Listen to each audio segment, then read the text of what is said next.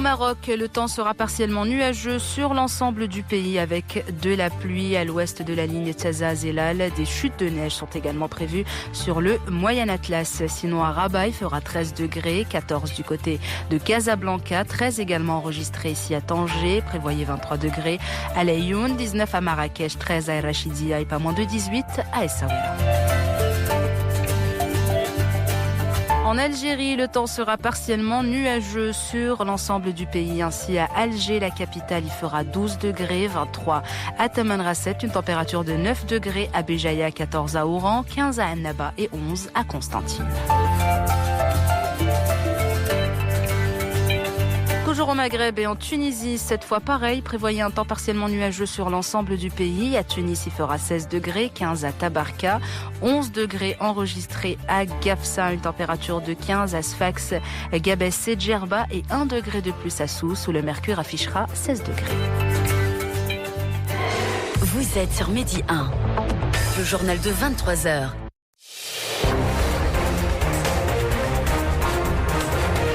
L'Arabie Saoudite rouvre ses frontières au Qatar après plus de 3 ans de rupture des liens. C'est une percée, estiment ce soir les États-Unis. Les détails dès le début de ce journal. Les télévisions anglaises branchées aujourd'hui sur Brian Pinker, le premier patient à recevoir la dose du vaccin d'AstraZeneca aujourd'hui. Et puis il a fallu zapper sur Boris Johnson et son allocution qui a brisé tous les espoirs. Les Anglais se reconfinent. Le monde commence à se vacciner, le monde qui avance en ordre dispersé et ça fait grasser des dents. On a raté les masques, les tests et maintenant les vaccins s'offusquent les Français au ralenti. Les Israéliens, eux, au pas de course. Alors pourquoi tant de disparités dans l'organisation de ces campagnes? Élément de réponse dans ce journal. Et puis nous allons réviser les paroles de l'hymne du club de Liverpool à la fin de cette édition. D'abord parce que les joueurs étaient sur la pelouse ce soir, mais surtout parce que l'interprète de la célèbre chanson est décédé. Hommage signé Hakim Tamim.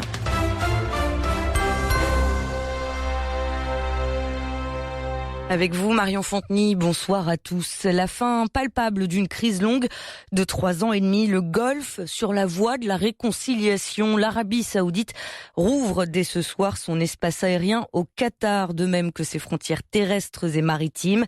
L'émir qatari Al Thani est même attendu dès demain chez son voisin pour un sommet du Conseil de coopération du Golfe, sommet qui promet d'être majeur. Antoine Cavallero, c'est le Koweït qui a joué les bons offices. Et c'est le Koweït qui s'est chargé d'annoncer la bonne nouvelle, une déclaration face caméra du ministre koweïtien des Affaires étrangères, immédiatement reprise par toutes les télévisions arabes. Plus tôt dans la journée, l'émir Nawaf Al-Ahmad Al-Sabah s'était entretenu avec les dirigeants saoudiens et qataris pour vanter l'unité des pays du Golfe.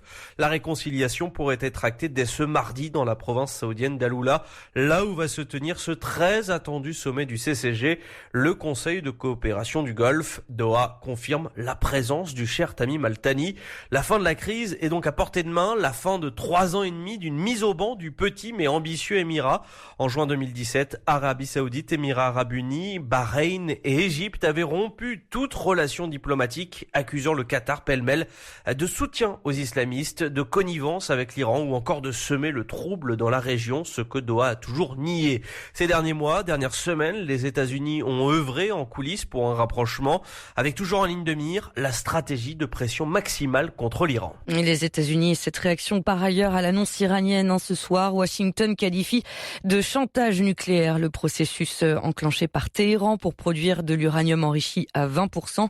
Processus confirmé ce lundi par l'Agence internationale de l'énergie atomique. Les États-Unis, où Donald Trump et Joe Biden sont tous les deux en route pour la Géorgie. Ils vont soutenir leur candidat alors que débute demain la double élection sénatoriale. Rendez-vous crucial dont le résultat sera décisif pour le début du mandat du futur président démocrate. La possibilité pour Joe Biden de voir le Sénat basculer de son côté. L'autre actualité de ce soir, c'est cette annonce fracassante. L'Angleterre se reconfine. Décision du Premier ministre lors d'une allocution télévisée. Boris Johnson a annoncé un nouveau confinement aussi strict que celui mis en place au printemps, qui prévoit notamment la fermeture des écoles et doit durer, si les conditions le permettent, jusqu'à la mi-février. Balayer donc les espoirs des Anglais sur un assouplissement des mesures sanitaires. C'est un peu l'ascenseur émotionnel aujourd'hui alors que tous les yeux étaient rivés sur cette première. Le Royaume-Uni venait de donner son feu vert à un deuxième sérum, celui développé par le laboratoire britannique AstraZeneca en partenariat avec l'université d'Oxford. Et Magali Homo, aussitôt approuvé, il a été aussitôt administré. Brian Pinker a relevé la manche de son polo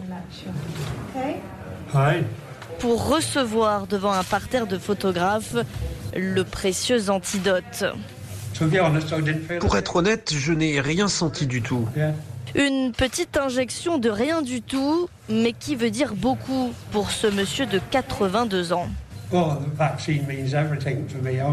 Oh, ce vaccin signifie vraiment tout pour moi. Je veux dire, pour moi, c'est le seul moyen de retrouver une vie normale. Vous savez, ce virus est horrible. Il l'est.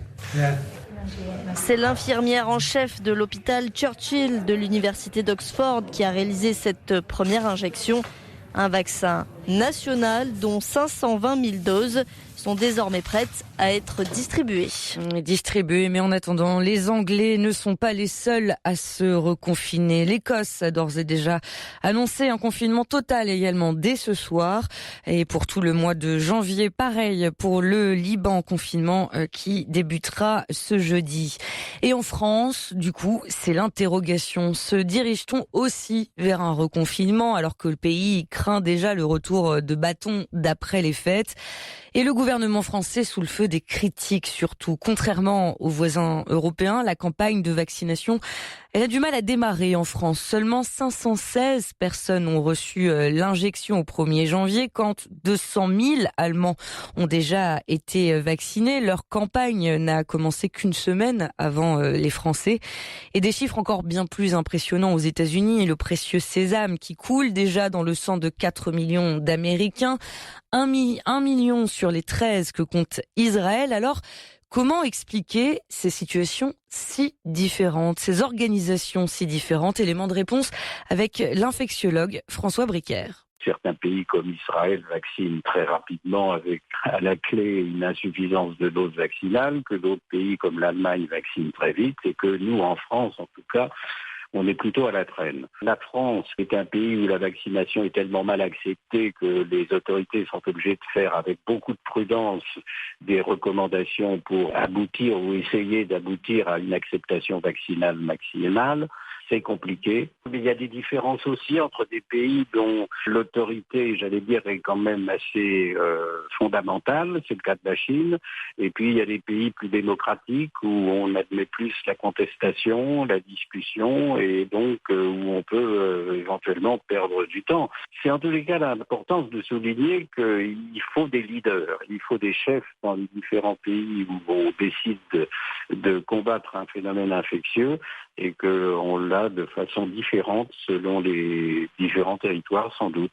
Et le gouvernement français qui a promis aujourd'hui d'accélérer la cadence, mais aussi d'élargir les personnes prioritaires. Les Français, par ailleurs, champions du monde des pays réfractaires. Seuls 40% de la population serait favorable à la vaccination. Et en Espagne aussi, on se plaint de la lenteur des opérations. Alors en Catalogne, les autorités régionales, elles ont pris une décision radicale et ont carrément décidé de ficher ceux qui refusent de se faire vacciner. C'est un reportage à Barcelone signé Olivier Goldstein. Pour Josep Martín, responsable de la gestion des réclamations sanitaires en Catalogne, c'est une décision logique. Il est essentiel de savoir qui ne s'est pas fait vacciner pour évaluer de combien de personnes il s'agit et savoir où elles sont réparties sur le territoire.